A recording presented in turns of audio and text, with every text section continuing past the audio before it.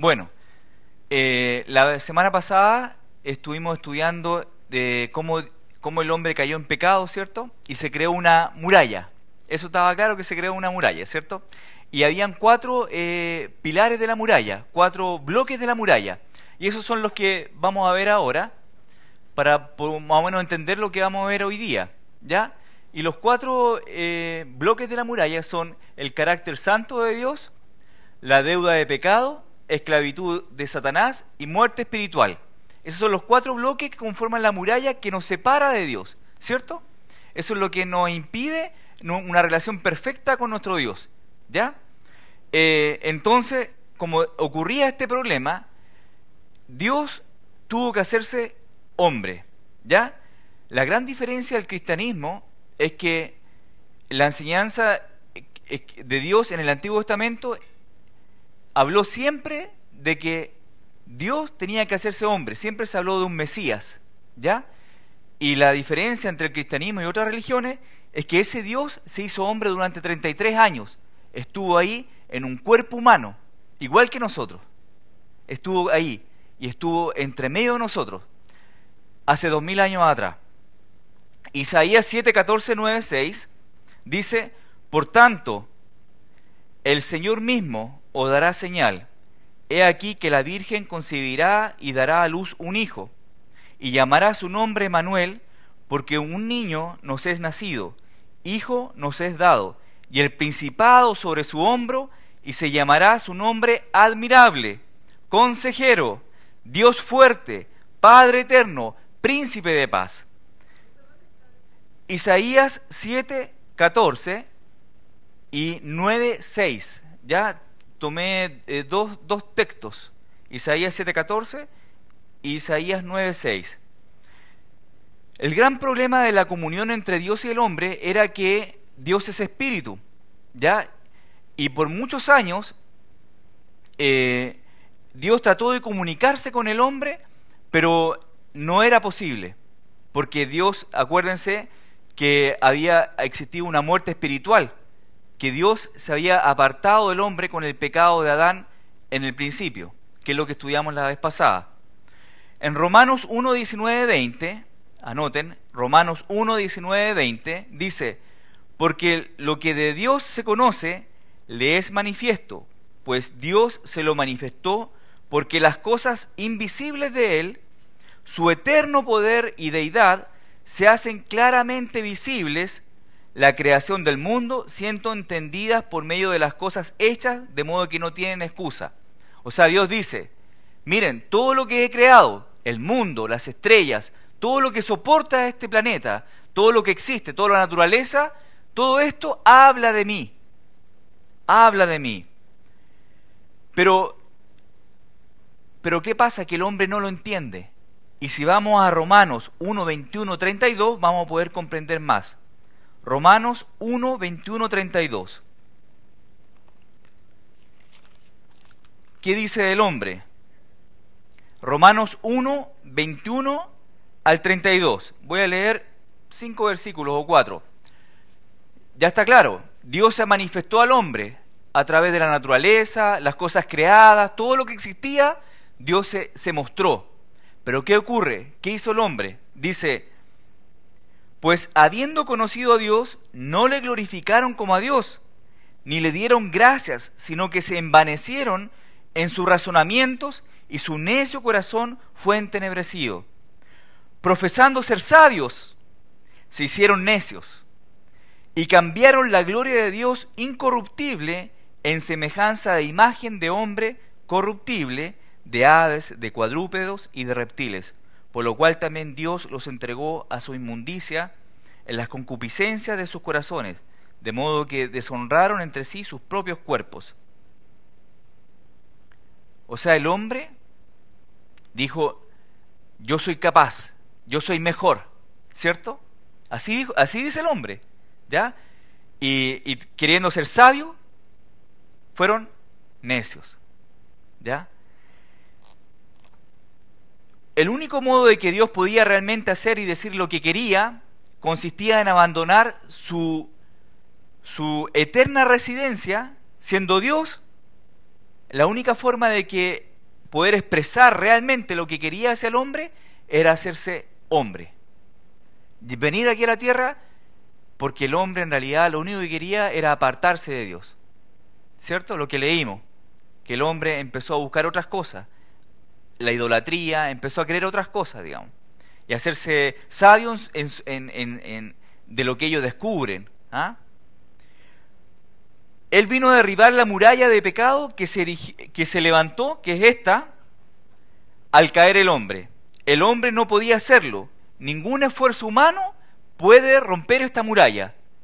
Eso es lo que yo les decía la vez pasada, que había una esperanza, porque todos los veía medio tristes porque como estaba esta muralla que nos bloqueaba entre Dios y el hombre, pero resulta que tenemos esperanza, porque Dios se hizo hombre y rompió esta muralla, ¿ya? Así que, pero eso lo vamos a ver más adelante. Vamos a ver cada uno de estos bloques, cómo Dios los fue eliminando. Después de Adán y Eva, Adán y Eva se vistieron de hojas de higuera, ¿cierto? El Señor rechazó esos vestidos, esas vestimentas, y lo que hizo ahí fue el primer sacrificio, que es un símbolo de lo que iba a venir más adelante. Él mató unos animales y vistió a Adán y Eva con estas pieles de animales, los vistió, ¿ya? Esa fue la primera muerte que se registra más o menos en la Biblia, digamos. Haber muerto uno inocente, digamos, a cambio de tapar la culpabilidad del hombre, por llamarlo así. Un inocente escogido por Dios tendría que derramar su sangre, derramó su sangre, y de este modo ofrecer un perdón temporal y una cubierta para el hombre para el pecado. ¿Ya? Eso fue algo temporal. En Hebreos 9:22 dice, porque sin derramamiento de sangre no se hace remisión de pecados. Esa fue la base del sistema judío, ¿ya? De derramar sangre, después lo vamos a ver más adelante. Un sustituto inocente se ofrecía de acuerdo a la dirección de Dios y con la fe del perdón, ¿ya? Era una cubierta temporal y esto era una expiación de los pecados, ¿ya? En Hebreos 10:4-11, porque la sangre de los toros y de los machos cabríos no puede quitar los pecados. Y ciertamente todo sacerdote está día tras día ministrando y ofreciendo muchas veces los mismos sacrificios, que nunca pueden quitar los pecados. Era algo temporal, no era permanente. El sacrificio de animales era insuficiente, solo los cubría temporalmente para evitar el juicio de Dios. La elección de Dios era que la justicia de Dios demandaba que alguien recibiera la pena de muerte que merecía, ¿cierto? ¿Se acuerdan que la paga del pecado es muerte? Entonces alguien tiene que recibir esa paga, ese castigo. Alguien tiene que recibirlo. El hecho de que Dios no ejecutara la sentencia de muerte sobre el hombre y de que permitiera que un sustituto muriera en su lugar, tenía el propósito de demostrar al hombre su profundo amor. ¿Ya? El plan de Dios para el hombre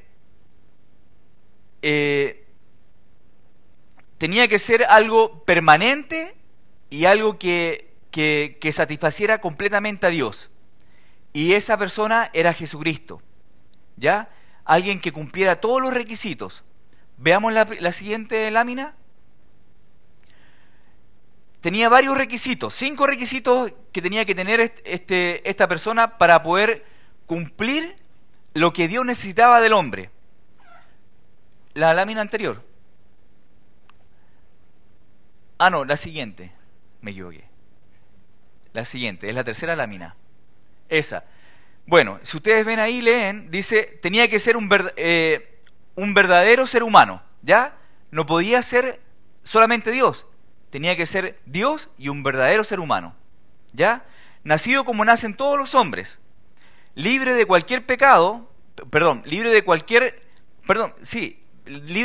pecado personal, nacer sin naturaleza de pecado. Ese era el segundo requisito, ¿ya? Vivir bajo la ley y guardarla perfectamente, ¿ya? Tener un pleno conocimiento de lo que iba a hacer. Tenía claro Jesús tenía claro lo que iba a hacer. Él sabía que tenía que cumplir 33 años, sabía que tenía que morir, Él vino a morir por cada uno de nosotros, ¿ya? Él se ofreció. Tener un pleno conocimiento de lo que iba a hacer, estar dispuesto para aceptar para sí mismo la culpa de la humanidad, ¿ya? Estar dispuesto a hacer eso. Y ser juzgado y condenado a muerte por esa culpabilidad, en lugar de la humanidad a favor de ella. Él tenía claro lo que iba a hacer, y él sabía que iba a morir por cada uno de nosotros, ¿ya? En el Antiguo Testamento se hicieron centenares de predicciones en el futuro, digamos. Más de 300 predicciones vemos alrededor del Antiguo Testamento sobre el Mesías, ¿ya? En Isaías, por ejemplo, cuando leemos, en Isaías 7:14, ¿ya? ¿Se están anotando? Isaías 7:14, Isaías 9:6-7 también, Miqueas 5:2. Cuando Herodes, ¿se acuerdan? Que pregunta, bueno, ¿de dónde este rey que van a nacer? ¿Cómo es eso? Si ustedes ven en Miqueas 5:2, que también se los dicté, dice, pero tú, Belén Efrata, pequeña para estar entre las familias de Judá, de ti me saldrá el que será Señor en Israel, y sus salidas son desde el principio, desde los días de la eternidad. ¿De dónde iba a venir este Mesías? De Belén, ¿cierto? Y eso se cumplió perfectamente, lo que habían predicho, digamos, antes. El Hijo de Dios tiene varios nombres. Vamos a la siguiente lámina. Uno de ellos es Cristo, ¿cierto? Que también tiene el nombre de Mesías. ¿Y qué significa? El ungido. Jesús de Nazaret, también se hacía llamar Jesús de Nazaret, Jesús. Que eso ya denotaba de dónde era, ¿cierto? De dónde fue criado. Le gustaba llamarse el Hijo del Hombre. En Marcos 2:10-28 dice que declaraba su identidad en la humanidad. Por eso él decía el Hijo del Hombre. También era llamado Hijo de David, que significaba el Rey de Israel, por derecho, ¿cierto? También se llamaba el Hijo de Dios, también se hacía llamar, que daba a conocer quién era su Padre. ¿Ya? También tenemos que saber que Jesús tenía doble naturaleza, ¿ya? Tenía doble naturaleza, una que era humana y otra que era deidad, ¿ya? Jesús era Dios y era humano, pero Jesús dice que en esencia era uno solo con el Padre, ¿ya? En esencia era uno solo con el Padre, eso lo vemos en Juan 10:30. Juan 10:30 dice, yo y el Padre, uno somos. ¿Ah? Está clarito. Uno somos. Y en Juan 14:28 dice, si me amarais, os habríais regocijado, porque he dicho que voy al Padre, porque el Padre mayor es que yo. Ahí habla de su personalidad, de su naturaleza humana, ¿ya? Que se pone debajo del Padre. En su humanidad Jesús está sujeto al Padre, porque el Padre es mayor que su humanidad. Pero en su deidad es igual al Padre, porque es uno en esencia con Él. En esencia es uno con el Padre, pero en sustancia es distinto al Padre. ¿Ya? No es fácil tragarse esto, es como hay que masticarlo, digamos. Pero Jesús, como les digo, tiene doble naturaleza, deidad y humanidad. ¿Ya? Existen 7 razones que Dios tuvo que dejar su trono y venir y hacerse hombre, venir aquí a la humanidad. Hay 7 razones. Y esas las vamos a ver en la siguiente lámina. ¿Ya? Dice en Juan 1:14, en el principio era el Verbo, y el Verbo era con Dios, y el Verbo era Dios. Y aquel Verbo fue hecho carne y habitó entre nosotros, y vimos su gloria como del unigénito del Padre, lleno de gracia y de verdad. El verbo o palabra es lo mismo. ¿Ya? Recordemos que Jesús en el Nuevo Testamento es llamado el segundo Adán, constantemente, ¿cierto? Porque el primer Adán es por donde entró el pecado y la muerte, pero el segundo Adán es Jesucristo, donde todos somos vivificados a través de él. ¿Ya? Para que pudiera ser calificado como verdadero ser humano y pudiera deshacer el daño del pecado, esta muralla que vimos al principio, Jesús no usó su poder divino, ¿ya?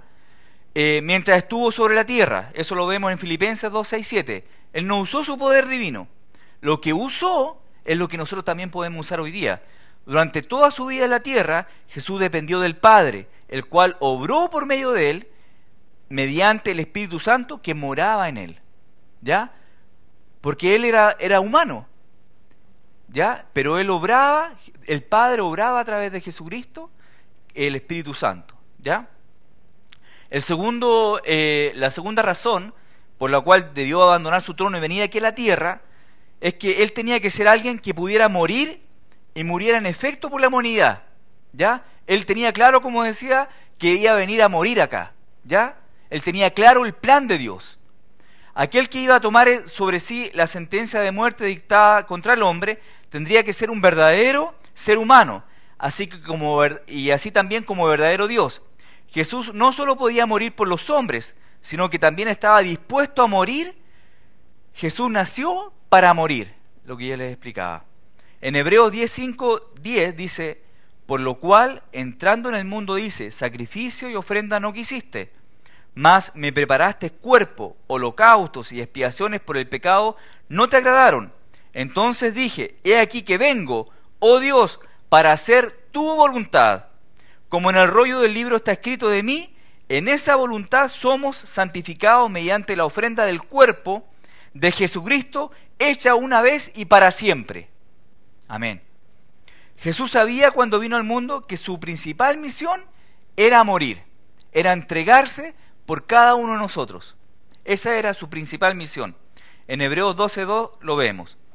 Dios se hizo hombre para poder ser el mediador. Ese es el punto 3. Porque hay un solo Dios y un solo mediador entre Dios y los hombres, Jesucristo, hombre. Él era un mediador, ¿ya? Para intervenir un mediador es necesario que sea igual a los que están enemistados, ¿ya? Aquel que haría la reconciliación de la humanidad delante de Dios tenía que ser igual a los dos. Tenía que ser como Dios, que eran los que estaban enemistados, digamos, que eran entre el hombre y Dios. Tenía que haber alguien que entendiera a Dios y que entendiera al ser humano, digamos. Por eso tenía que ser Jesucristo, que tenía que ser Dios hecho hombre, digamos, para mediar ahí. ¿Ah? Dios tuvo que hacerse hombre para poder ser sacerdote. En el libro de Hebreos habla del sumo sacerdote, ¿cierto? Ese es el punto 4. El sacerdote es un hombre que representa la causa de la humanidad ante Dios. Tiene que experimentar todas las tentaciones y pruebas que experimentan los hombres. ¿Ya? En Hebreos 4, 15, 16 dice, porque no tenemos un sumo sacerdote que no pueda compadecerse de nuestras debilidades, sino uno que fue tentado en todo según nuestra semejanza, pero sin pecado. Acerquémonos pues confiadamente al trono de la gracia para alcanzar misericordia y hallar gracia para el oportuno socorro. El quinto punto es que el Hijo tuvo que llegar a ser hombre para revelar a Dios. Para revelar a Dios. En Juan 1:18 dice, a Dios nadie le vio jamás. El unigénito Hijo que está en el seno del Padre, Él le ha dado a conocer. Él vino a mostrar al Padre. También Dios tuvo que hacerse hombre para poder ocupar el trono del rey David. ¿Ya? Dios lo prometió a David que éste tendría un hijo mayor que reinaría sobre Israel para siempre. En 1 Corintios 17, 11, 15, Isaías 9, 6, 7. Jesús nació como descendiente directo del linaje de David. ¿Ya? En Lucas 1, 32, 33 dice, este será grande y será llamado Hijo del Altísimo, y el Señor Dios le dará el trono de David, su padre, y reinará sobre la casa de Jacob para siempre. La séptima razón que Dios tuvo que hacerse hombre es que Dios tuvo que hacerse hombre para poder ser el pariente redentor. ¿Ya? El único que podía pagar por el rescate de una persona puesta en la esclavitud era su pariente más próximo. ¿Ya? Al tomar para sí la humanidad, Jesús llegó a ser un pariente de los hombres y quedó calificado para ser el pariente redentor. No sé si se entiende lo que estamos conversando. Voy medio rápido, es que tengo poco tiempo y me queda más de la mitad. Pero la idea es que entendamos, ¿ya? Mira, lo principal es que Dios se hizo hombre, ¿ya? ¿Y cuál es el principal problema que había? Que Dios es espíritu y no se puede comunicar. ¿Cómo se iba a comunicar con el hombre? Porque el hombre se apartó y empezó a creerse sabio en su inteligencia, ¿cierto? Lo que hablábamos delante de que Dios se manifestó muchas veces y a través de la naturaleza se mostró. Pero el hombre, ¿qué hacía? Adoraba a la criatura y no al creador, ¿cierto? Entonces, ¿y qué más hacía? Empezaba a descubrir cosas, ¿ya? Se creía dueño del mundo a través de Internet. Hacía todas esas cosas, ¿cierto? Entonces, y se glorificaba, decía, mira mi iPhone, ¿cierto? Y todo el Facebook, tengo a todos mis amigos dominados, todo. Pero ellos, ¿qué ocurre? Que no tenían la comunión con Dios. ¿Y cómo obtengo la comunión con Dios? Es que el creer en Jesucristo como mi Salvador. Y ahí el Espíritu de Dios viene a morar a mí. ¿Ya? No sé, ahí ya estamos con... Llegamos rapidito al... Ya. Ahora vamos a hablar de la propiciación y luego de la redención, ¿ya? Entiendo que en clases pasadas se habló de la redención, ¿cierto? Pero esto es un barniz. La propiciación. Jesús tuvo que llegar hasta la cruz porque no había otro modo para que Dios reconciliara a los hombres, ¿cierto?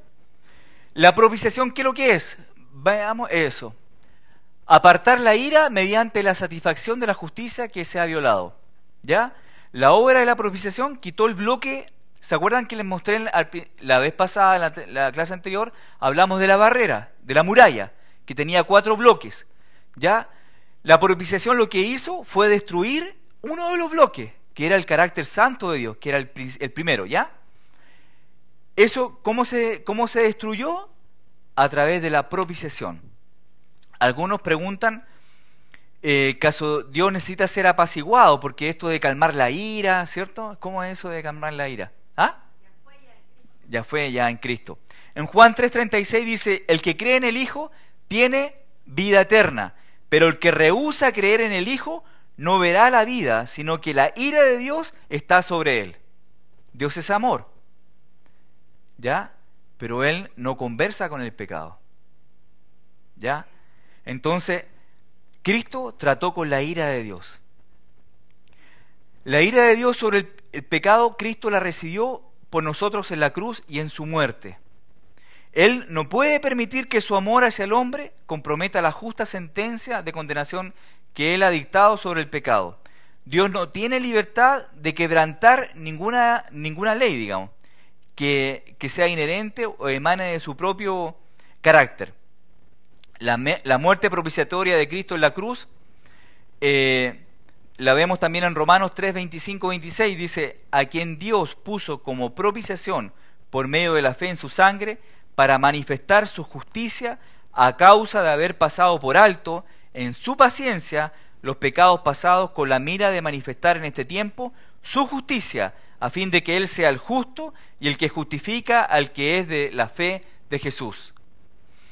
Hay 2 puntos acá que tenemos que ver. Uno de ellos es que uno dice, bueno, Jesús vino a morir por los pecados, ¿cierto?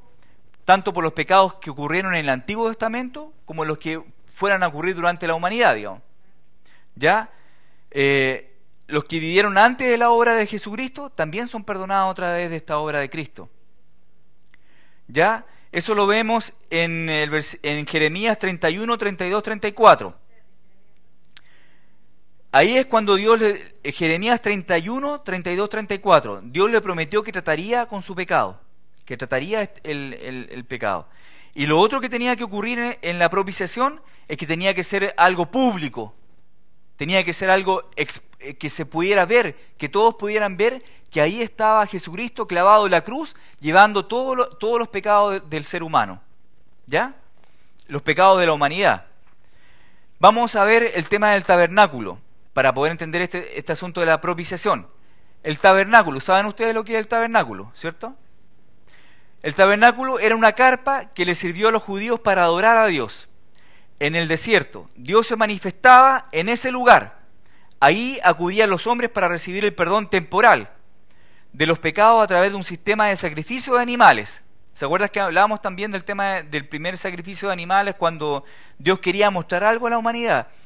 que fue cuando Adán se había vestido con unas hojitas, ¿ya? Y Dios les cambió esa ropa y le puso los cueros, digamos, de los animales, digamos. Eso fue el primer sacrificio. Todo lo que había en el tabernáculo representaba lo que Dios haría algún día de modo permanente. Porque acuérdense que lo que vamos a ver en el tabernáculo es algo temporal, es un sacrificio temporal, una vez al año, digamos. Dice en Juan 1:29, ¿se acuerdan que, bueno, en el tabernáculo el sacerdote derramaba la sangre de un macho cabrío? Bueno, en Juan 1:29 dice, el siguiente día vio Juan a Jesús que venía a él y dijo, he aquí el Cordero de Dios que quita el pecado del mundo. Jesús es ese Cordero. El mueble más importante del tabernáculo es el arca del pacto, ¿ya? ¿Y cómo estaba compuesta esta arca del pacto? Era una caja hecha de madera de acacia y estaba revestida de oro, ¿ya? Eso lo vemos también en Éxodo capítulo 25, ¿ya? Que simbolizaba proféticamente la persona y la obra de Cristo. Esta arca, en forma profética, entonces, representaba la persona y la obra de Cristo. La madera representaba su humanidad y el oro representaba su deidad, ¿cierto? Ahí está la doble naturaleza que estábamos hablando, ¿ya? La tapa del arca era de oro macizo y se llamaba propiciatorio, lugar de la propiciación, donde se derramaba la sangre.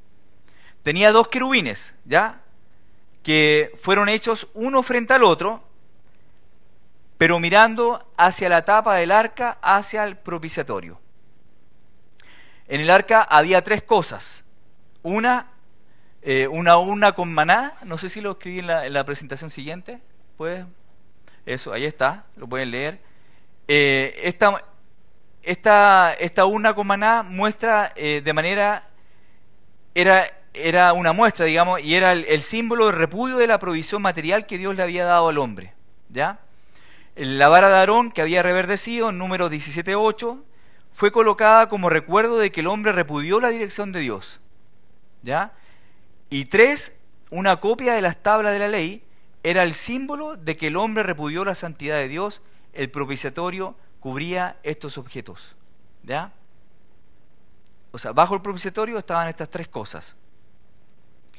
El lugar santísimo solo entraba el sumo sacerdote una vez al año, y eso era el día de la expiación, ¿ya? El perdón de pecado. Cada función o acto en el tabernáculo encuentra su cumplimiento real y eterno en la obra de Jesucristo. Jesús también es nuestro sumo sacerdote. En Hebreos 9:11-12 dice, Cristo, por el contrario, al presentarse como sumo sacerdote de los bienes definitivos en el tabernáculo, más excelente y perfecto, no hecho por manos. Es decir, que no es de esta creación, entró una sola vez y para siempre en el lugar santísimo. No lo hizo con sangre de machos cabríos y becerros, sino con su propia sangre, logrando así un rescate eterno, no temporal. ¿Ya? Eso es lo que hizo Jesucristo al morir en la cruz. Al derramar la sangre, entró al propiciatorio, digamos, donde derramó la sangre. La obra más importante del sumo sacerdote era en el día de la expiación, cuando entraba al lugar santísimo y derramaba la sangre del sacrificio sobre el propiciatorio. Jesús entró una vez y para siempre. Su propia sangre, y fue su obra eterna, no fue temporal. En un solo acto, Jesús fue sumo sacerdote y cordero a la vez. ¿Ya? Y de esa forma satisfizo la justicia y rectitud de Dios. Y con eso rompió el primer bloque de la muralla, que estaba compuesta por 4 bloques la muralla, acuérdense. Y la primera era el carácter santo de Dios. Luego vemos la redención. Vamos al otro, eso, la redención. Y la redención significa rescatar al cautivo, liberar al esclavo, recuperar por precio. Con la propiciación, con la redención, ¿qué ocurre? Se rompen los siguientes 2 bloques de la muralla que habíamos conversado, ¿ya? ¿Y cuáles son esos? La deuda de pecado y la esclavitud del hombre a Satanás, ¿ya? ¿Se acuerdan que hablábamos que el hombre estaba siendo gobernado por por Satanás, digamos, ¿cierto? Y lo que nosotros teníamos que hacer era comentar e informar esta buena noticia de que Jesucristo era nuestro Salvador y había que rescatar a estos hombres de la esclavitud de Satanás, ¿cierto? Eso estuvimos hablando cuando hablábamos del bloque de la esclavitud de Satanás y también la deuda de pecado. Hablamos de que el hombre tenía una deuda, un certificado, una deuda de pecado con Dios, ¿cierto? Y que Jesucristo fue el que pagó y limpió y pagó el castigo que nosotros merecíamos y nos dio un certificado de deuda pagada, ¿cierto? Y dijo, está cancelado, no me debes nada, ¿cierto? Bueno, el certificado de deuda, la deuda de pecado, el apóstol Pablo lo manifestó con lo que estábamos hablando, lo expresó en una similitud con los tribunales tribunales romanos. Eso es lo que vimos la vez pasada, ¿cierto? Que la persona era encarcelada y donde era encarcelado se escribía arriba todo lo que él debía, el certificado de deuda. Decía, este hombre está preso por esto, por esto, por esto, por esto, por esto, por esto otro. Y cuando él ya pagaba su culpa, recibía un certificado de deuda cancelada y decía, aquí no pasó nada. Usted váyase nomás para la casa, usted no me debe nada. Eso hizo Jesucristo con nosotros al pagar nuestros pecados. Jesús fue esclavo en la cruz alrededor de las 9 de la mañana, ¿ya? Dios puso un velo de tinieblas en medio del día. Nadie podría ver el horror de que el pecado de la humanidad era puesto sobre él y la ira de Dios con él.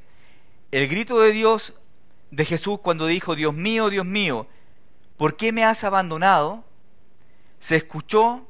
Dios había tomado el certificado de deuda de la humanidad y lo clavó en la cruz, haciendo a Jesús responsable de cumplir la sentencia que nosotros debíamos cumplir. El justo por los injustos.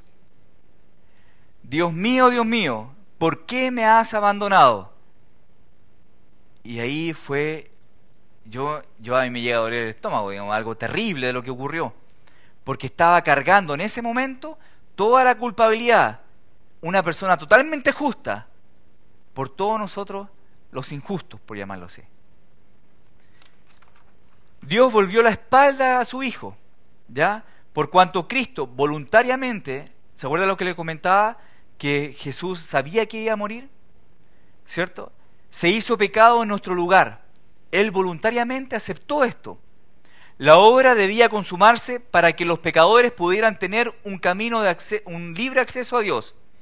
Nadie ha estado tan solo como estuvo Jesús en la cruz. ¿Pueden ver eso?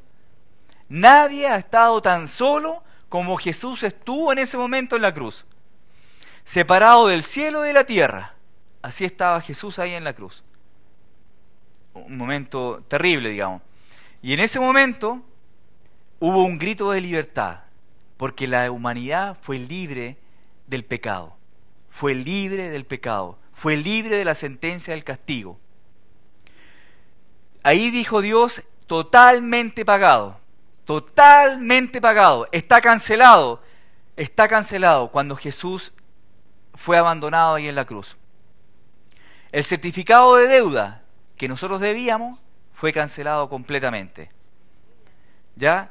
La palabra pagado totalmente se escribía en el certificado de deuda, y lo que quiero explicar ahora es que la palabra redención tiene varios significados, ¿ya? Que lo podemos ver en diferentes textos del Nuevo Testamento. Vamos a la siguiente, ya, ahí si lo quieren escribir, porque yo lo voy a leer, pero si lo quieren escribir, dice lutro, que significa liberar, ¿ya? Condición de ser libre. Eso lo vemos en Primera de Pedro 1, 18, 19. Peripoieo, redimido, adquirido, ¿ya? Obtuvo posesión, también compró. Eso es lo que hizo Jesús con nosotros. Compró, obtuvo posesión. Resalta los medios que se emplearon para lograr libertad. El acto de comprar u obtener la posesión de algo de tal modo que llegue a ser propio. Nosotros llegamos a ser posesión de Dios a través del acto de Jesucristo. Agorazo viene de agora. No es brasileño, no es agora. ¿Ya? Agorazo viene de agora. el mercado de esclavos, ser libres del mercado de esclavos mediante el pago de un rescate. Destaca lo horrible que era el lugar del cual somos comprados. ¿Ya? Algunos piensan que más adelante voy a leer eso, pero quiero explicarlo ahora, porque algunos piensan que la muerte eterna, que es el estar separado de Dios, sería un premio morir eternamente, estar muerto nomás, ¿cierto? Sería un premio casi. Pero es un tormento eterno. ¿Ya? Eso es estar separado de Dios. Hexagorazo, ¿ya? Forma intensiva de agorazo, ¿ya? Una forma exagerada de agorazo. Resalta el hecho de ser comprado un esclavo para sacarlo del mercado y que no vuelva a ser vendido como esclavo. Jesús ya te salvó, soy salvo y nadie me puede quitar esto que Dios me ha declarado. Siempre salvo. Él derrotó a Satanás una vez y para siempre. No, la salvación no es por temperatura, no es como me sienta hoy día. Hoy día hace calor, mi ánimo está por el suelo, o está bien mi ánimo. No, Jesús ya hizo la obra completa para ti. Tu salvación ya te la regaló, ¿ya? Y si tú aceptaste a Cristo en tu corazón, tú ya tienes la salvación para ti. Dice, Él derrotó a Satanás una vez y para siempre y le quitó el dominio temporal sobre la humanidad. En Gálatas 3:13. Apolutrosis, forma intensiva del lutro, que era lo primero que vimos, que era liberar, condición de ser libre. Liberación a cambio de rescate, liberación del pueblo de Dios en la venida de Cristo con sus santos glorificados, Lucas 21:28.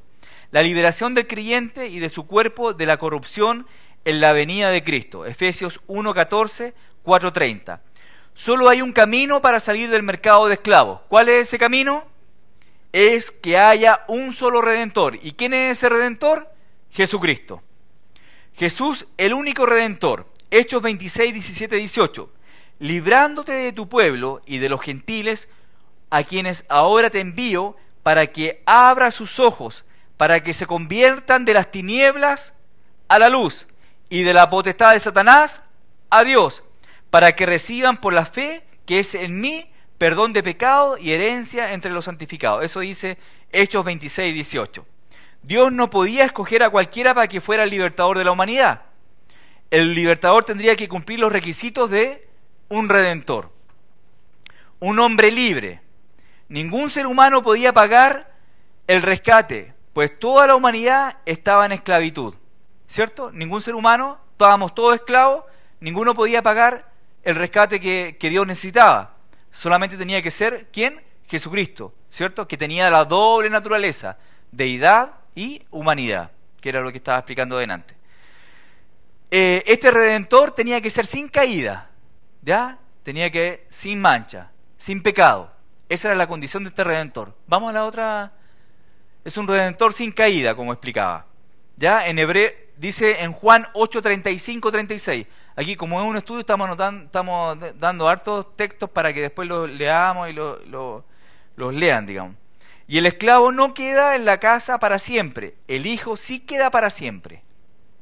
Así que si el Hijo os libertare, seréis verdaderamente libres. Él es un pariente redentor. Ya hablábamos que Jesucristo, como es humano, es un pariente redentor. En Hebreos 2:14 dice, así que, por cuanto los hijos participaron de carne y sangre, Él también participó de lo mismo, para destruir por medio de la muerte al que tenía el imperio de la muerte, esto es al diablo. Es un redentor mediador, ¿ya? Tiene la capacidad para identificarse con los dos lados, los esclavos y aquel que quería rescatarlos. En 1 Timoteo 2, 5, 6, porque hay un solo Dios y un solo mediador entre Dios y los hombres, Jesucristo, hombre, el cual se dio a sí mismo en rescate por todos, de lo cual Él se dio testimonio a su debido tiempo. Un redentor dispuesto a redimir. El sacrificio debía ser voluntario, debía estar motivado de alguna forma para pagar el rescate. Juan 10, 17, 18 dice, por eso me ama el Padre, porque entregó mi vida para volver a recibirla. Por eso me ama el Padre, porque entrego mi vida para volver a recibirla. Nadie me la arrebata. Es voluntaria.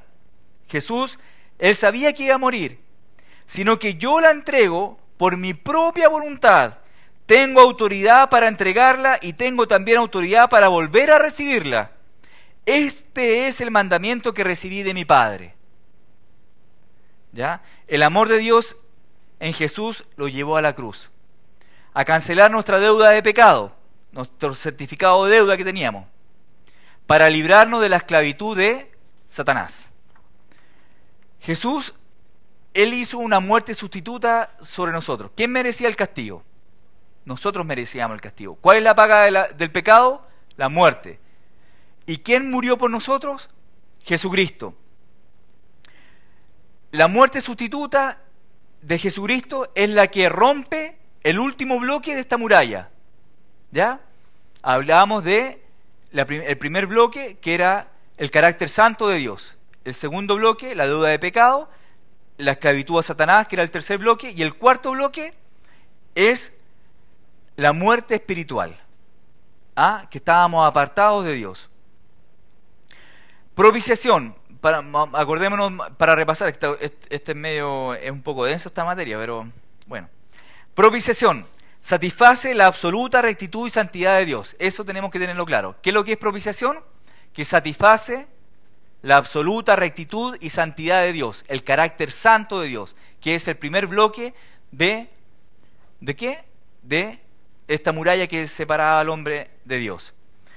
La redención provee el pago para la deuda de pecado y la liberación de la esclavitud de Satanás. Esos dos bloques de la muralla. Y el tercer bloque de la muralla es la muerte sustituta, que ahí lo ven, ¿cierto? ¿Lo leyeron? ¿Lo estaban leyendo? Dice, nos libra de la muerte al haber muerto Cristo en nuestro lugar. ¿Ya? La muerte era inevitable. La sentencia contra el pecado, eso nadie podía evitarlo. El castigo tenía que ser, sí o sí. ¿Ya? No es que, pucha, en realidad estos niños se han portado tan bien, porque no es por obra. Así que nadie puede decir, no, es que mira lo bueno, ni siquiera por lo malo que sea, Dios, esto no es. La paga del pecado es muerte, ¿ya? Entonces, vemos, cuando Adán y Eva vieron el cuerpo inerte de Abel, pudieron tener, ¿cierto? ¿Se acuerdan que también hablábamos de que la primera muerte que ellos, porque ellos no habían comprendido no habían dimensionado a Adán y Eva lo que habían hecho, digamos. Habían levantado esta muralla al caer en pecado con Dios, pero ellos no habían dimensionado que estaban habiendo la muerte espiritual, que iban a experimentar la muerte física. ¿Y cuándo se dieron cuenta de eso? Cuando murió Abel. Y se dieron lo terrible también que estaba ocurriendo, pero tampoco habían experimentado la muerte eterna. ¿Ya? Entonces, en Apocalipsis 20, 14, 15 dice, y la muerte y el Hades fueron lanzados al lago de fuego. Esta es la muerte segunda. Y el que no se halló inscrito en el libro de la vida fue lanzado al lago de fuego. A lo largo de la historia se han encontrado evidencias de que en diferentes culturas, han escuchado hablar de los aztecas, de los mayas, ¿cierto? Siempre sacrificaban animales y a veces también seres humanos. Y imagínate, el sacrificio es que de alguna u otra forma Dios al principio mostró que había un inocente pagaba por un justo cuando mató este animal. Pero la distorsión de los seres humanos en la humanidad fue cambiando esto. Y en diferentes culturas siguieron haciendo esto, pero lo fueron distorsionando. Y han ido asesinando gente, como hablábamos también. O sea, se distorsionó el prototipo original. Se distorsionó. ¿Ya? En Génesis encontramos el origen de todo. Eso lo vimos en la clase anterior. El primer sacrificio ocurrió mucho antes de la ley mosaica. La primera vez que un animal inocente tuvo que morir por causa del pecado del hombre fue cuando Dios mató a unos animales, ¿cierto? Para cubrir la desnudez de Adán y Eva. Dios estableció un principio según el cual un sustituto inocente tenía que morir para proveer una cubierta temporal. ¿Ya? Génesis 4:4. Y Abel trajo también de los primogénitos de su oveja, de lo más gordo de ellas, y miró Jehová con agrado a Abel y su ofrenda. Vamos a la siguiente lámina. Se quedó dormido ahí está, la muerte sustituta. Mira, existen, hay 4 puntos, ¿ya? Que nosotros vemos en la Biblia. Vemos que hubo un cordero por un hombre. Vemos que hubo un cordero por una familia. Hubo un cordero por una nación y hubo un cordero por el mundo. ¿Cuándo digo que un cordero un cordero por un hombre? En Abel, ¿cierto? Él levantó una ofrenda de sacrificio de lo mejor de sus ovejas a Dios. La Escritura dice que esta fue más excelente sacrificio. Ese es un cordero por un hombre. Un cordero por una familia. En la historia de la Pascua de los hebreos de Egipto, cuando salieron de Egipto, ellos para que su primogénito, ¿cierto?, no fuera muerto, ¿qué hicieron? Derramaron la sangre de un cordero, ¿ya? Y la muerte pasó y a ellos no les pasó nada. Eso fue un cordero por una familia. Un cordero por el mundo, en Juan 1:29 dice, el siguiente día vio Juan a Jesús que venía a él y dijo, he aquí el cordero de Dios que quita el pecado del mundo. Hubo un cordero por el mundo, ¿ya? Que fue el que quitó el pecado. Siempre hubo un sacrificio de un inocente, ¿cierto?, por un injusto. Jesús murió dos veces. Hubo una muerte física y una muerte espiritual. Cuando estaba ahí en la cruz, cuando Dios se apartó de Jesús, digamos, cuando estaba ahí en la cruz, hubo una muerte física de Dios, de Jesús, y hubo una muerte espiritual. En 2 Corintios 5:21 dice que Jesús fue tratado por el Padre como si realmente fuera pecador. En 2 Corintios 5:21, Jesús tomó sobre sí mismo nuestros pecados. Dios tenía que juzgarlo tal como que hubiera sido nosotros, ¿ya? Tal como si nos hubiera tenido que juzgar a nosotros a causa de nuestros pecados. Dios consideró satisfactoria su muerte y la acreditó a la cuenta de la raza caída. Su muerte espiritual significa que Dios puede dar ahora a los hombres vida espiritual. Por eso ahora tenemos vida espiritual cuando creemos en Cristo Jesús. Su muerte física y la derrota de la muerte en su resurrección significan que Dios puede ahora levantar los cuerpos físicos y darles vida. Todo esto, ¿qué ocurrió? Que hubo una reconciliación, ¿ya?, entre Dios y el hombre. Vamos a analizar la palabra reconciliación. Vamos al siguiente texto. Aquí hay 3 palabras que significan reconciliar, ¿ya? Pero voy a ir, por el tema del tiempo, vamos a ir a la última, porque las 2 primeras tratan de la reconciliación entre Dios y el hombre, pero la daiyasomai, que es cambiar la condición de 2 personas que eran enemigas entre sí. Pero recordemos que Dios no tenía un enemigo, sino que era el hombre que se había enemistado con Dios, ¿ya? Apocatayazo es un cambio completo de la enemistad al compañerismo. Significa que solo una persona se había enemistado con la otra y que la amistad de la persona disgustada se ha vuelto a restaurar con la persona ofendida. Pero la que nos interesa es la última, katayazo, que eso está en 2 Corintios 5, 17, 21, en Colosenses 1, 21, 22, katayazo. La figura de esta palabra es así: el hombre está en enemistad con Dios, le ha dado la espalda a Dios. Dios nunca necesitó reconciliarse. El hombre sí necesitaba reconciliarse con Dios, ¿cierto? Solo el hombre, no Dios con el hombre. Era el hombre el que le había dado la espalda a Dios. Dios siempre estuvo ahí. Era el hombre que le dio la espalda a Dios. Ya en 2 Corintios 5, 19, Dios estaba en Cristo reconciliando consigo al mundo, no tomándoles en cuenta a los hombres sus pecados, y nos encargó a nosotros la palabra de la reconciliación. Cuando volvemos al compañerismo con Dios, nos sentimos tan agradecidos, tan contentos de tener esta comunión con el Señor, que no hay palabras que puedan expresar la felicidad de cada uno de nosotros. Eso es lo que entiendo que estamos todos, ¿cierto? Cuando nosotros conocimos al Señor, nosotros ya no le volvimos la espalda a Dios. Nos reconciliamos con nuestro Dios, lo abrazamos. Y eso fue por la obra perfecta de Jesucristo. El texto dice que Dios estaba en Cristo reconciliando consigo el mundo, no tomándoles en cuenta a los hombres sus pecados. Y nos encargó a nosotros la palabra de reconciliación.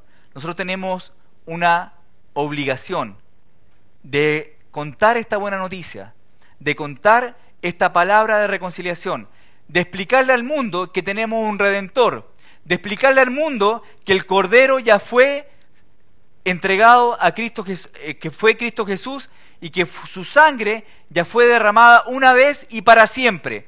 No es temporal, ya no existe que sea temporal, ya no existe un cordero por un hombre, ya no existe un cordero por una familia, existe un cordero por el mundo, existe un cordero que ya murió por ti y por mí, y solamente una vez y para siempre. No tengo que ir nuevamente a pedir perdón y derramar la sangre de Cristo, porque Cristo ya me perdonó, ya derramó la sangre por ti y por mí, y nunca más lo va a volver a hacer, porque ya no necesita hacerlo de nuevo, ¿cierto?